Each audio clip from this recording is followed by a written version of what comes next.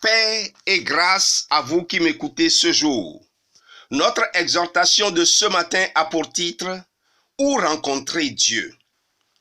Nous savons tous que Dieu est omniprésent, c'est-à-dire qu'il est partout. Étant partout, il voit tout, il sait tout. Il connaît même nos pensées les plus secrètes. Dieu nous a aussi fait beaucoup de promesses, mais comment les recevoir? D'où la question « Où rencontrer Dieu pour recevoir nos promesses ?» Nous verrons notre exhortation en 3 points. Le premier point, le cas de Moïse. Le deuxième point, le cas de Pierre, Jacques et Jean. Et le troisième point, le cas des 120 disciples à la chambre haute. Nous commençons par le premier point, le cas de Moïse. Pour cela, nous lisons Exode 24, du verset 12 au verset 14. Il est écrit: « L'Éternel dit à Moïse, « Monte vers moi sur la montagne et reste là. Je te donnerai des tables de pierre, la loi et les ordonnances que j'ai écrites pour leur instruction. » Moïse se leva avec Josué qui le servait, et Moïse monta sur la montagne de Dieu. Il dit aux anciens: « Attendez-nous ici jusqu'à ce que nous revenions auprès de vous. Voici, Aaron et Hur resteront avec vous. Si quelqu'un a un différend, c'est à eux qu'il s'adressera. » Amen. Dieu appela Moïse et lui demanda de monter parce qu'il voulait se révéler à lui et lui donner des instructions. Moïse obéit, se leva avec son serviteur Josué et monta sur la montagne de Dieu. Mais il laissa Aaron et Hur et le reste du peuple dans la vallée. À la montagne, il fut effectivement béni et reçut de grandes révélations de la part de Dieu. Mais qu'est-il arrivé à ceux qui sont restés dans la vallée? Ils se sont éloignés de Dieu par des murmures, des critiques et de mauvais désirs. La vallée est donc synonyme de murmures, de rancune, de soucis, de palabres, de mauvais désirs, de mauvaises pensées, etc. Exemple, la vallée de l'ombre de la mort. Exemple, la vallée des ossements desséchés. Pour rencontrer Dieu, il faut tout laisser et aller à la montagne de Dieu. Nous passons au deuxième point, le cas de Pierre, Jacques et Jean. Pour cela, nous lisons Matthieu 17, du verset 1 au verset 3.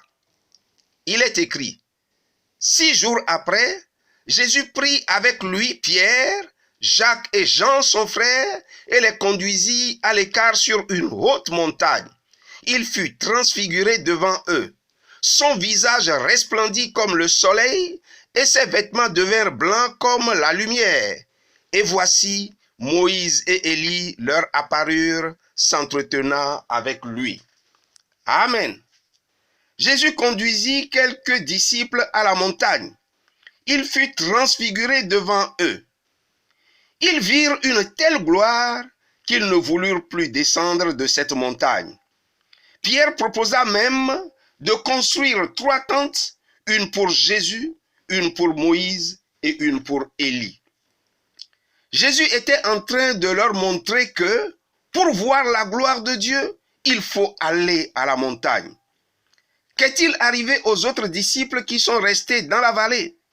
Ils avaient du mal à chasser un démon d'un lunatique. Alors, pour réussir son ministère, il faut passer du temps à la montagne de Dieu et avec Dieu. Nous passons au troisième point, le cas des 120 disciples à la chambre haute. Pour cela, nous lisons Acte 2, du verset 1 au verset 4. Il est écrit: « Le jour de la Pentecôte, ils étaient tous ensemble dans le même lieu. Tout à coup, il vint du ciel un bruit comme celui d'un vent impétueux, et il remplit toute la maison où ils étaient assis. Des langues, semblables à des langues de feu, leur apparurent séparées les unes des autres et se posèrent sur chacun d'eux. Et ils furent tous remplis du Saint-Esprit et se mirent à parler en d'autres langues selon que l'Esprit leur donnait de s'exprimer. Amen. Le jour de la Pentecôte, les disciples étaient ensemble, dans l'amour, dans l'unité et d'un même cœur. Ils étaient à la chambre haute, un lieu de prière, et non en bas, dans les contestations, les murmures et les critiques. Et tout à coup, le ciel a ouvert ses écluses pour déverser sur chacun d'eux le Saint-Esprit. Leur vie et leur ministère ont changé. Mon frère, ma sœur, quitte la vallée des ossements desséchés, quitte la vallée de l'ombre de la mort, va à la montagne où on rencontre Dieu, crois en ses promesses et reçois de lui ce dont tu as besoin. Que Dieu bénisse sa parole ce matin et qu'il nous bénisse tous également. Merci et à très bientôt.